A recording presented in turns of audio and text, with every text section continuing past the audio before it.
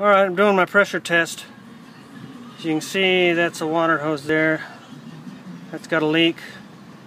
So that's going to reduce pressure. It's also leaking, if we can get some focus here. Right there, which is the same hose. It could be running down. Either way, that hose needs to be replaced. But I have... Let's see if I can get this.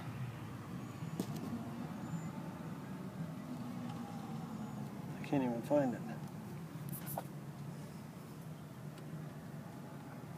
Oh, there it is. I have 14 pounds of pressure in that thing.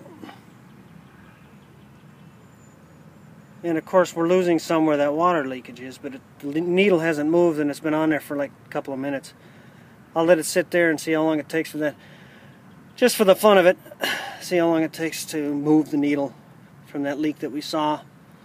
But anyway, got to fix that hose before I can figure out if there's any other leaks. See ya.